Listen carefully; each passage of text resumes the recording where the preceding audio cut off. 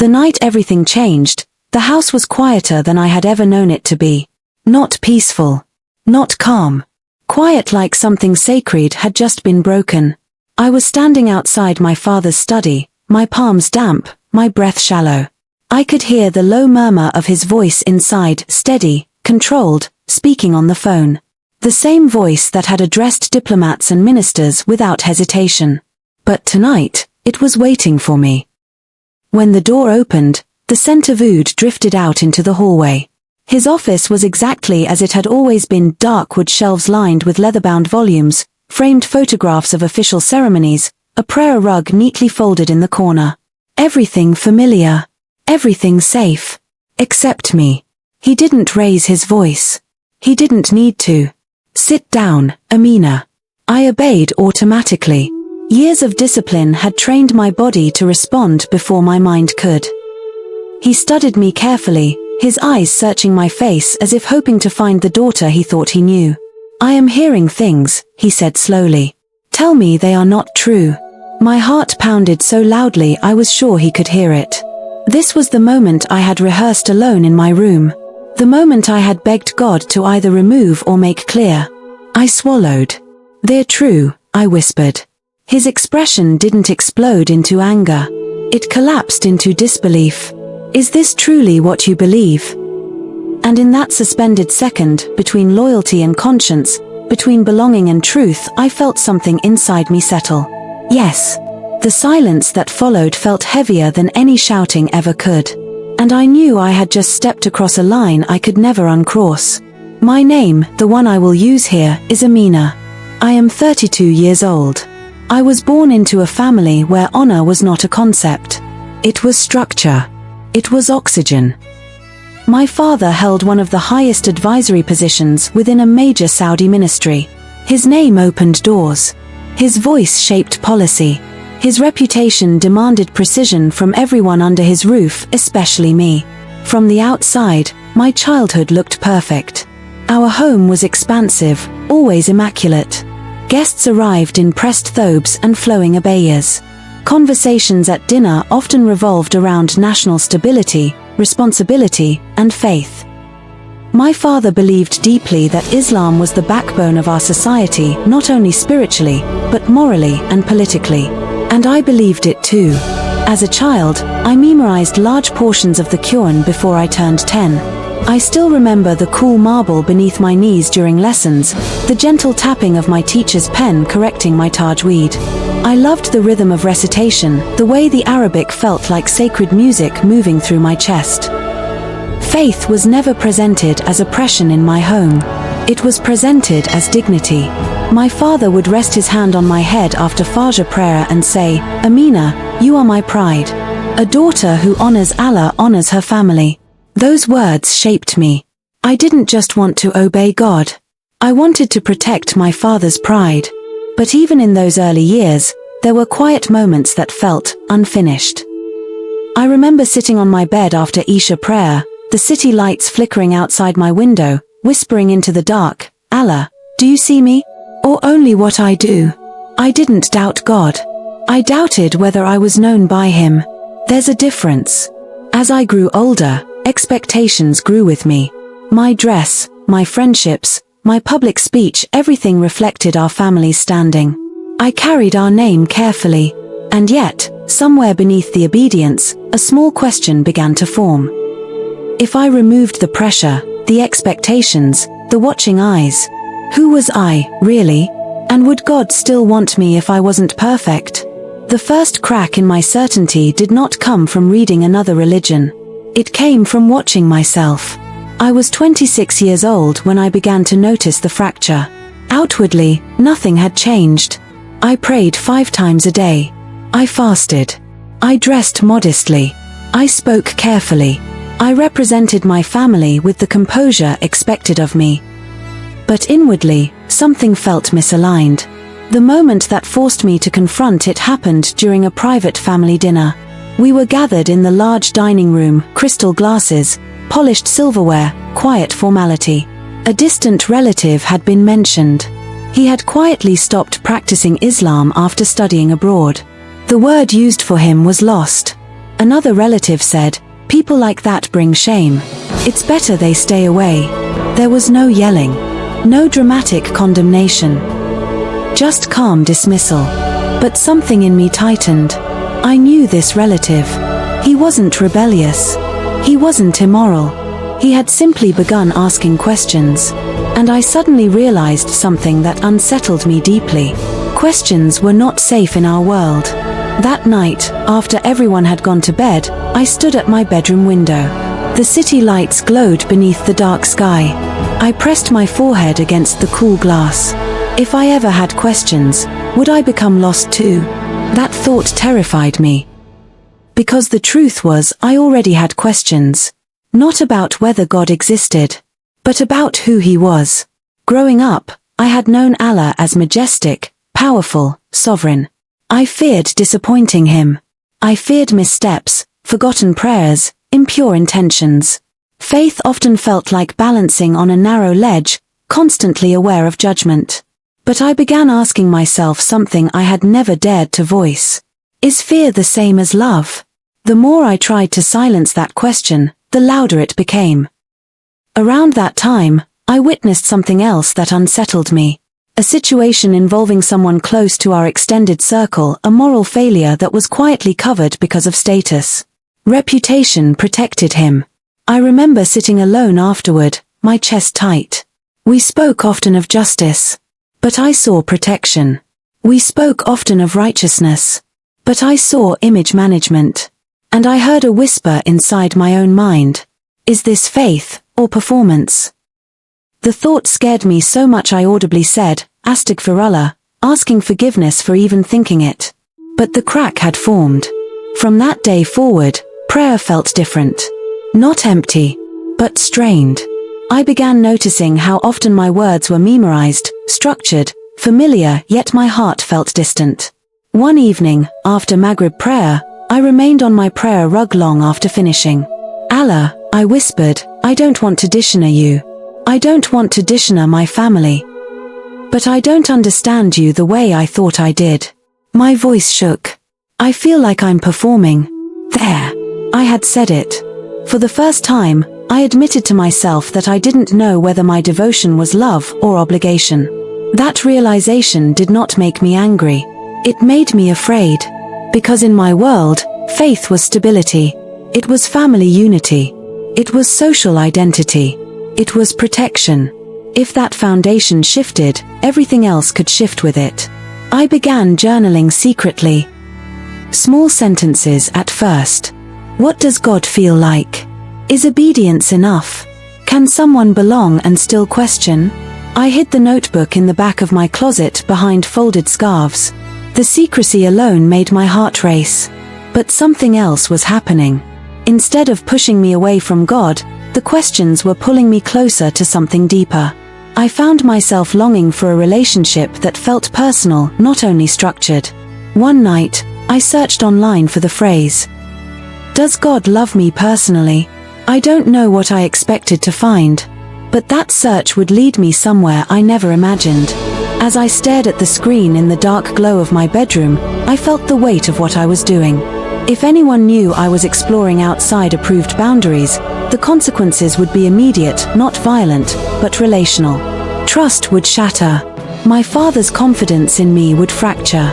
And yet, closing the laptop felt like closing my own conscience. I whispered into the quiet room, "If you are real, show me who you are." I didn't know who I was speaking to anymore. But for the first time in my life, I was asking without a script. And that was the beginning of everything. Chapter 4, Searching in Secret. Approx. 950 words, asterisk.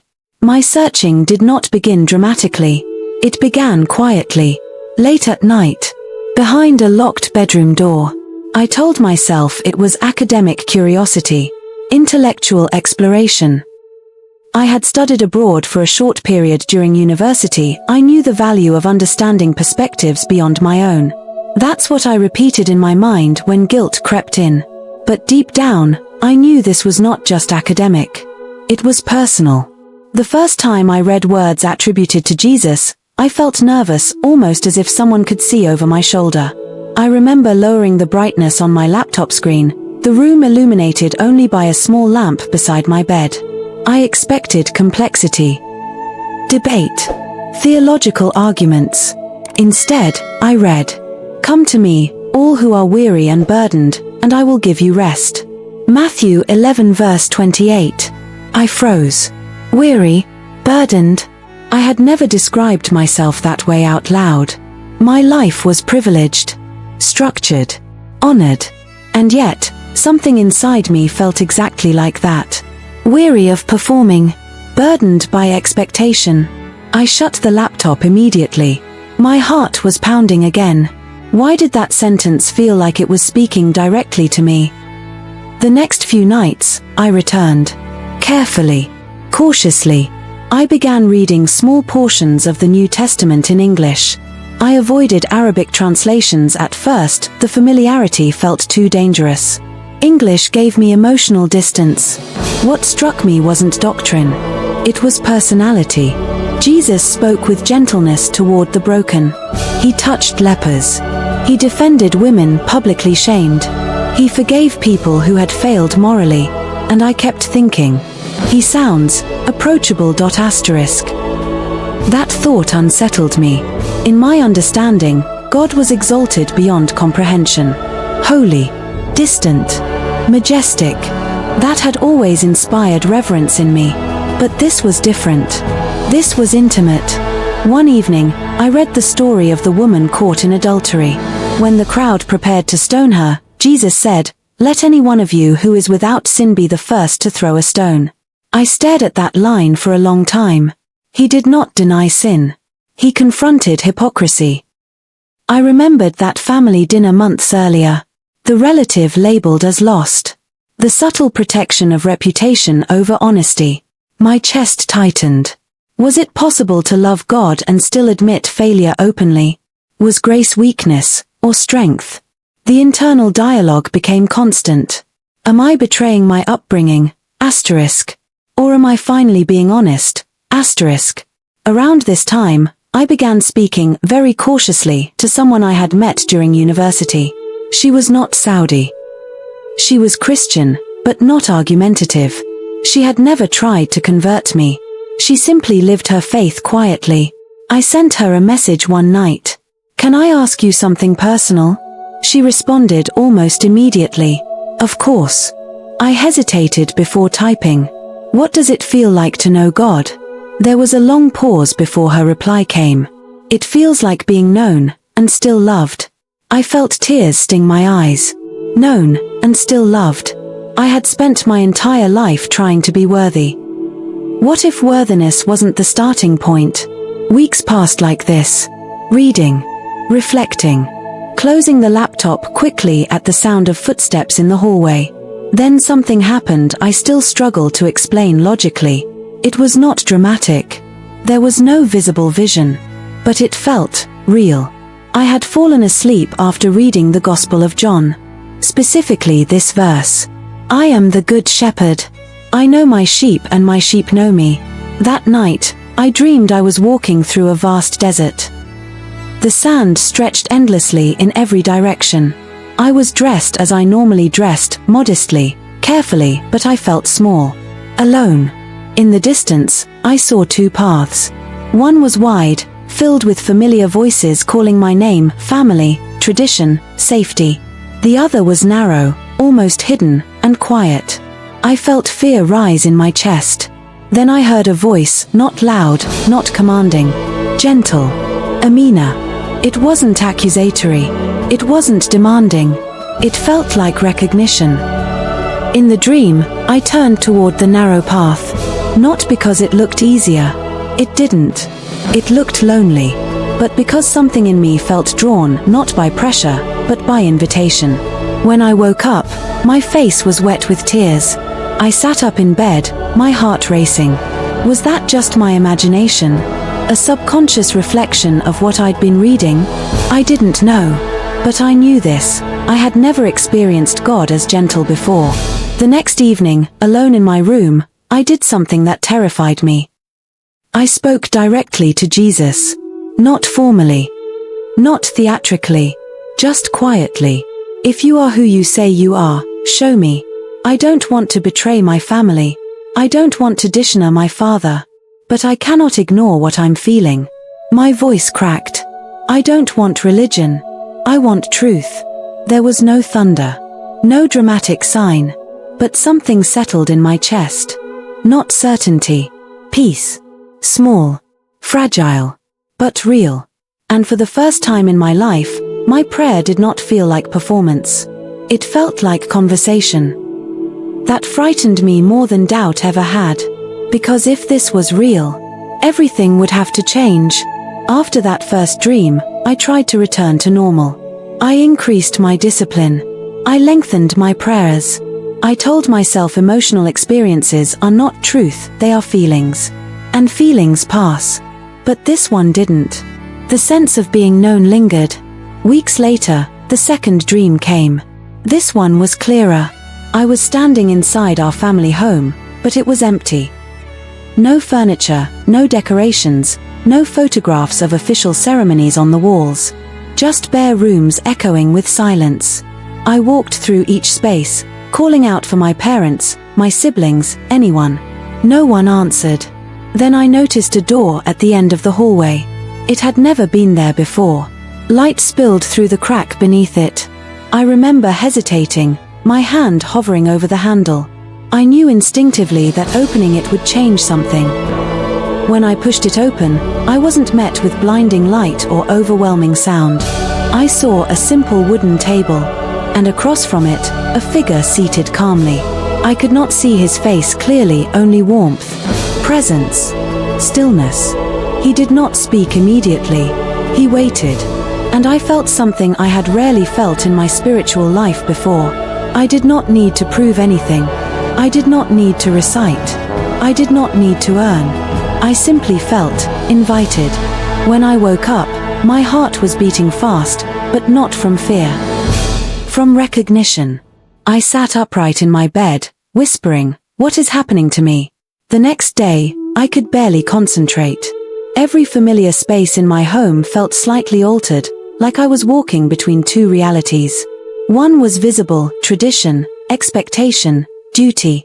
The other was internal, quiet, persistent, steady. That evening, I opened the Bible again. I landed in the Gospel of John. You will know the truth, and the truth will set you free. Free. The word unsettled me. Freedom in my culture was complex. We valued obedience, structure, responsibility. Freedom was not rebellion, it was maturity. But this verse suggested something deeper, freedom from fear. I closed the book and spoke aloud, though my voice trembled. If this is you, I am afraid. And that was the most honest sentence I had ever prayed. Because my fear was not about theology. It was about cost. I began imagining the consequences. My father's disappointment. The quiet whispers among extended family. The slow withdrawal of trust. I wasn't naive. I knew that choosing a different faith would not be seen as private exploration. It would be seen as rejection, not only of religion, but of heritage. One night, sitting alone on my prayer rug, I faced the conflict directly. God, I said, not specifying which name, I don't want to lose my family. But I cannot lie to myself anymore. Tears fell freely. I don't want to choose between truth and belonging. The room was silent. And yet, inside me, something answered, not in words, but in assurance. Truth does not require hatred. It requires courage. That sentence shaped everything that followed. Days later, I spoke to my Christian friend again. I think I believe, I admitted. There was a pause on the phone. Do you understand what that might cost you? She asked gently. Yes. And for the first time, I meant it. Belief was no longer intellectual curiosity. It had become relational. I believed Jesus was not just a prophet. I believed he was who he said he was, the Son of God who entered human weakness, who carried sin, who offered grace instead of endless striving. The idea of grace shattered me. Not because I thought I was wicked, but because I was tired. Tired of measuring myself. Tired of fearing disapproval, divine or human. The decision formed slowly, then all at once. I would follow Jesus. Not publicly yet, not loudly, but truthfully. And once that decision settled in my heart, I knew something unavoidable. Soon, I would have to speak it aloud. I didn't plan to tell my family that week. I had imagined a careful timeline. More prayer, more preparation, perhaps even waiting months. But secrets have a way of surfacing before you're ready. It started with a small change. I had stopped reciting certain phrases automatically. My prayers grew quieter, less formal. I was no longer performing with the same precision. My mother noticed first. "You seem distant," she said one afternoon while we sat together in the sitting room. Her voice wasn't accusatory, just concerned. "I'm fine," I replied too quickly. But I wasn't fine. Inside, I felt like someone holding fragile glass. A few days later, my father asked to speak with me privately. The study door closed behind me with a soft click. He didn't waste time. "I've been told you've been reading things," he said carefully. My chest tightened. He didn't shout. He didn't threaten. He looked wounded. "Is it true?" There it was. The moment I had both feared and prepared for. I could have softened it, minimized it, delayed it. Instead, I took a breath and said quietly, "Yes." His face changed, not into anger, but into something heavier. Disappointment. "Amina," he said slowly, "have we not given you everything? Education, freedom, trust. Why would you search elsewhere?" His words pierced deeper than accusation ever could. This wasn't just about faith to him. It was betrayal of legacy. "I'm not rejecting you," I said, my voice trembling. "I'm not rejecting our family. I'm trying to be honest about what I believe." "You believe," he repeated, "or you are confused?" That question echoed inside me. Was I confused? Had emotion misled me? I searched my own heart in that instant. And beneath the fear, beneath the grief, there was clarity. "I believe," I whispered. The silence that followed felt endless. My father stood, turning toward the window. His shoulders seemed heavier than I had ever seen them. "You don't understand the consequences," he said quietly. "Our name carries responsibility." I know. And I did. Within days, the atmosphere in our home shifted. Conversations grew formal. Invitations quietly stopped. Extended family members sent cautious messages asking if rumors were true. My mother wept in private. "Why would you choose something that divides us?" she asked one night, her hands wrapped around mine. I had no easy answer. "I didn't choose division," I said softly. "I chose truth as I understand it." But the cost became tangible. Not violence. Distance. Coldness. The subtle ache of knowing that love now felt conditional. And yet, in the middle of that fracture, something unexpected remained steady inside me. Peace. Not triumph. Not superiority. Just peace. I grieved deeply. I cried often. I questioned myself repeatedly. But every time I returned to prayer, now speaking to Jesus, I felt known. And in that knowing, I found the strength not to retaliate, not to argue, not to condemn. Only to stand. Quietly. Firmly. Alone. The final decision did not happen in a dramatic confrontation. It happened alone. I was sitting on the edge of my bed, the call to prayer echoing faintly from a nearby mosque. The familiar sound filled the air, a sound that had marked every stage of my life. I closed my eyes. "I cannot live divided," I whispered. For months, I had tried to soften the reality, to hold both worlds quietly, to protect my family from pain and protect my conscience from silence. But the tension was exhausting. That night, I knelt not on my prayer rug, but on the bare floor. "Jesus," I said softly, "I am yours. Even if it costs me comfort, even if it costs me approval, I choose you." There was no thunder, no visible sign, just alignment. The next morning, when my father asked again where I stood, I answered without trembling. "I love you," I told him. "But I cannot deny what I believe." The consequences unfolded slowly after that. But the decision itself was calm. And for the first time in my life, my faith was not inherited. It was chosen. Months have passed since that conversation in my father's study. Some relationships remain strained. Some conversations are careful and brief. The warmth we once shared has not fully returned, but neither has hatred. I pray for my family every day, not that they would lose their faith, but that they would know the peace I found. Following Jesus did not make my life easier. It made it honest. I no longer live performing worthiness. I live received. And even in the quiet cost of distance, I have discovered something stronger than approval. A love that knows me completely and stays.